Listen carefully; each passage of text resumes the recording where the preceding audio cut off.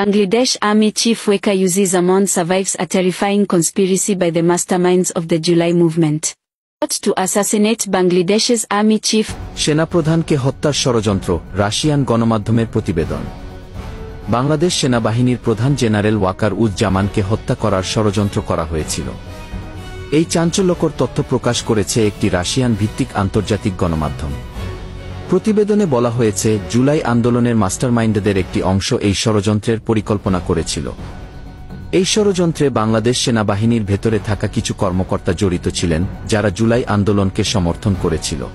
এটি শুধু একজন সেনাপ্রধানকে হত্যার ষড়যন্ত্র নয়, বরং পুরো বাংলাদেশের নিরাপত্তার বিরুদ্ধে একটি ভয়ঙ্কর চক্রান্ত। আফ্রিকা সফরে থাকার সময় জানতে পারেন সেনাপ্রধান ওয়াকার উজ জামান আফ্রিকা সফরে থাকা অবস্থায় এই ষড়যন্ত্রের তথ্য পান। তিনি সঙ্গে সঙ্গেই সফর সংক্ষিপ্ত করে বাংলাদেশে ফিরে আসেন এবং কড়া পদক্ষেপ নেন। এই সিদ্ধান্তে জুলাই আন্দোলনের মাস্টারমাইন্ডদের মধ্যে ভয় ঢুকে যায়। তারা সেনাপ্রধানকে হত্যার মাধ্যমে ষড়যন্ত্র গোপন রাখতে চেয়েছিল। বাংলাদেশকে অস্থিতিশীল করতে আমেরিকার ষড়যন্ত্র। রাশিয়ান গণমাধ্যম আরও দাবি করেছে, বাংলাদেশ নিয়ে আমেরিকার আগের সরকার প্রধান বাইডেন প্রশাসনের যে গভীর ষড়যন্ত্র তা এখনও বাস্তবায়ন করার চেষ্টা চলছে। বাংলাদেশকে একটি জঙ্গি রাষ্ট্রে পরিণত করতে চায় পশ্চিমা শক্তিগুলো। এরপর তারা শান্তিরক্ষী মিশনের নামে বাংলাদেশে সেনা প্রবেশ করানোর পরিকল্পনা করছে। রাশিয়ার সেই নিউজে আরও বলা হয়, পশ্চিমা ইহুদি শক্তির অর্থায়নে বাংলাদেশের বেশ কয়েকটি এনজিও এখনও জঙ্গিদের অর্থায়ন করে যাচ্ছে। এনজিওগুলোর মাধ্যমে বাংলাদেশের অভ্যন্তরে জঙ্গিদের সক্রিয় করে তোলার কাজ করছে। এ কারণেই দেশে জঙ্গি গোষ্ঠীর তৎপরতা বেড়েছে। নিষিদ্ধ জঙ্গি গোষ্ঠীগুলোর দ্বারা সারা বাংলাদেশে হত্যা, লুটপাট, ধর্ষণসহ নানা অপরাধ চালাচ্ছে। বাংলাদেশের ছাত্রদের নতুন দলকে অর্থায়নে ব্যয় করা হচ্ছে এইসব লুটপাট, ডাকাতি আর ছিনতাই করা অর্থ। এসব গোষ্ঠী বাংলাদেশের ছাত্রদের নতুন দলের অর্থের উৎস।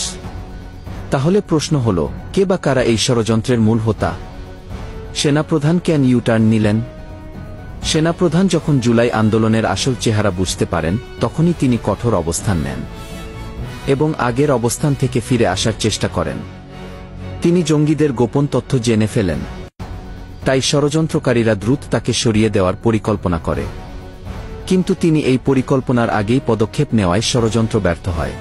রাশিয়ার সেই নিউজে বলা হয়েছে, বাংলাদেশের বিরুদ্ধে গভীর এক ষড়যন্ত্র চলছে।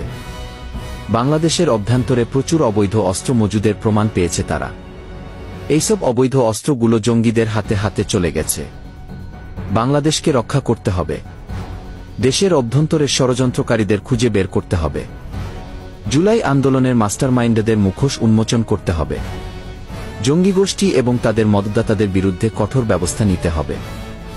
আপনার মতামত কি? কমেন্টে জানান। ভিডিওটি শেয়ার করে সবাইকে সতর্ক করুন।